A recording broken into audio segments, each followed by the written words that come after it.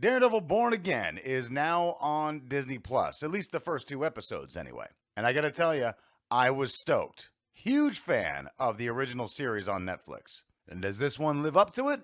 Not even close. Stick with me and I'll tell you why.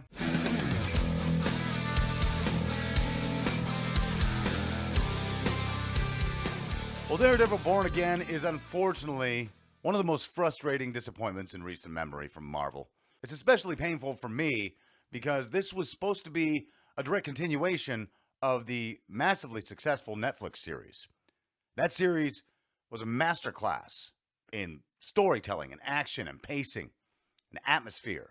And as a huge fan of those original 3 seasons, maybe not as much the second season, but first and third were unbelievable. Second took a little bit of a dip, but who cares? All in all, first 3 seasons of that show were amazing. I had high hopes for this revival/continuation. And because of the success of the first 3 seasons on Netflix 7 years ago, Daredevil Born Again already had the foundations to build something fantastic. But instead, they didn't. Let's just start off with a couple of positives before we get to all the things I don't like about this show. One of the first positives is Charlie Cox and Vincent D'Onofrio. These guys are amazing. They are awesome in their roles, especially Vincent D'Onofrio. That guy, I'm a big fan of his. And I'm a big fan of Charlie Cox as well. And also all the other supporting cast members. They're all good. They're all doing what they're told to do. And the real problem, I believe, in this series is the director. But we'll get to that. The other positive in the show is that this isn't Marvel's worst title of all of their shows. It's better than most of their TV shows. But that's like saying you're the hottest Denny's waitress. It really doesn't have that much weight to it to say it's the best of the Marvel shows. There hasn't been many good ones. A handful have been good. A couple have been better than good. This one is less than good. But not the worst one, for sure. That's where all the praise stops, because almost everything else about this show is a mess. One of the biggest problems for me in this show is the atmosphere, the visuals.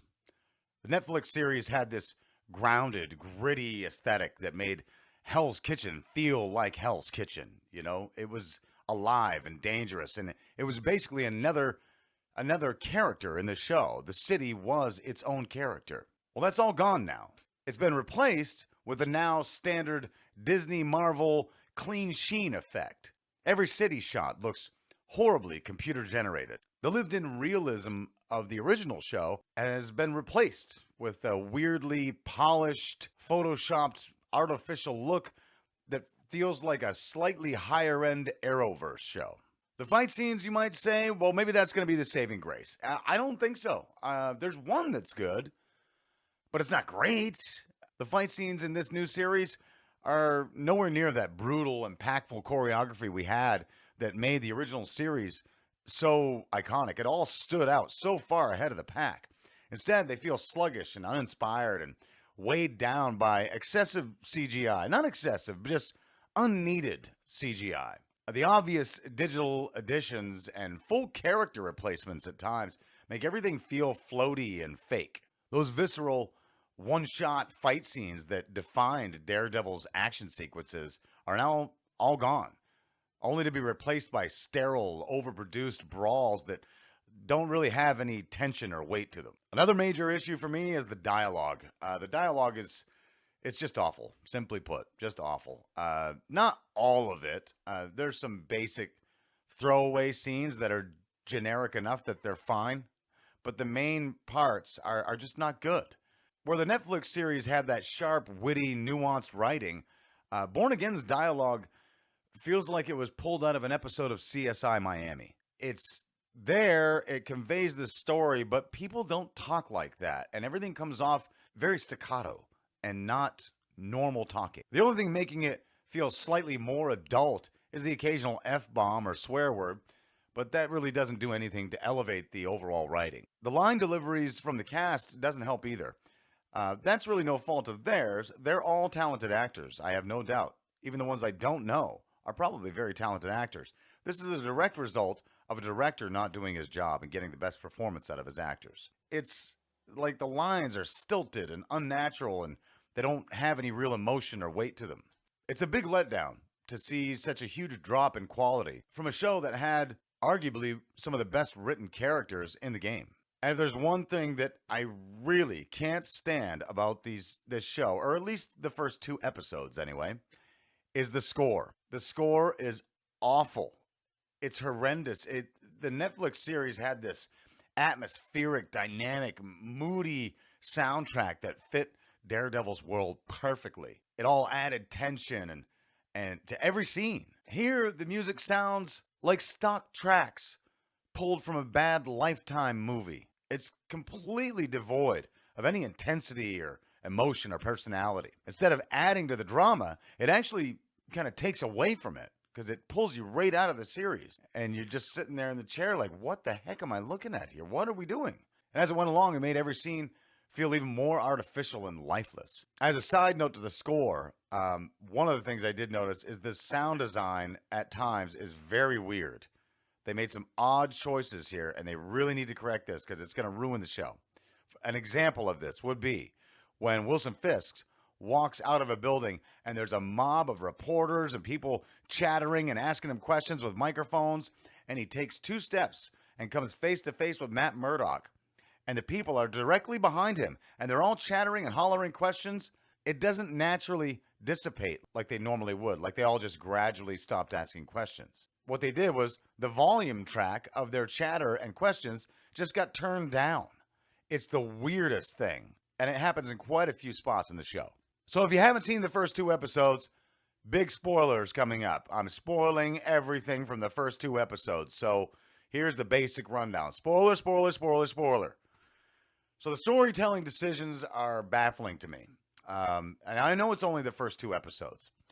But right out of the gate, the first episode kills off Foggy, which makes no sense to me. But either way, it's in a bar full of off-duty cops celebrating the chief of police retirement, and not one of them really even tries to help. Most of them hide in the back room or stagger around incoherently in the fog. Then, while Foggy is laying there bleeding out, Matt Murdock runs after the killer and must have had some time to kill because he ran back to his apartment to change into his Daredevil outfit. What the fuck is going on here? The guy would have been long gone. He's a master assassin, right? This is just stupid writing. Either way, killing Foggy was a big mistake for me and a lot of others, but maybe it makes sense for the story. If they write a good, compelling story around it, that can work. Nope. Instead, the show completely forgets about him, only bringing him up in a few passing mentions a year later. And then we get our second scene with Karen Page, and this is presumably our last scene for quite a while. She's gone to another city, and we don't see her again for the rest of the 2 episodes, presumably for the rest of the season. She's now replaced with a new girl, the strong black female. I couldn't care less about this character.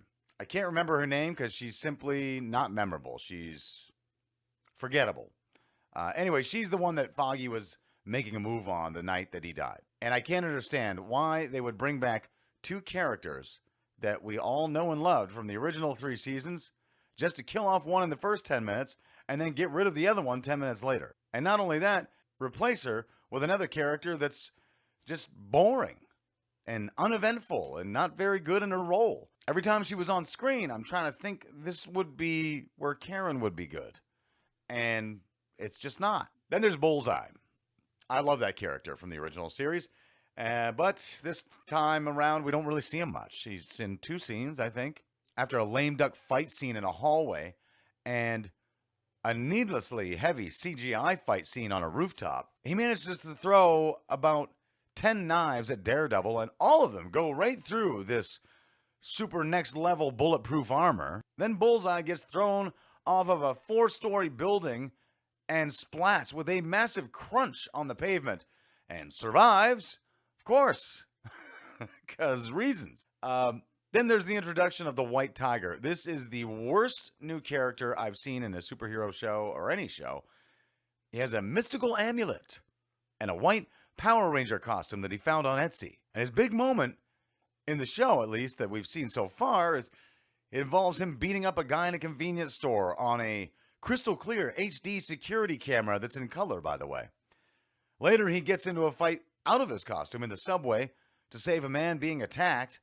But whoopsie, one of the attackers is an undercover cop who dies in the scuffle. Now he's on trial for murder, and his wife won't come to support him in the trial because apparently she's a horrible person and a terrible wife, I guess. Oh, and a side note, Matt Murdock asked the judge not to let the fact that this man is the White Tiger come into play in his trial due to the fact that he wasn't wearing his clothes or using his mystical amulet at the time.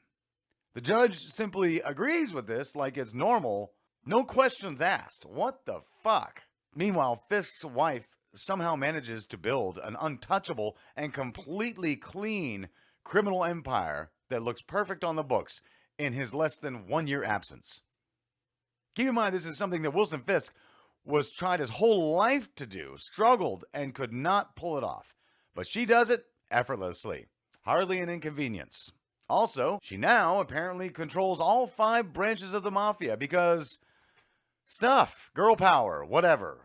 And in a very laughable subplot, she and her husband, Wilson Fisk, are in marriage counseling.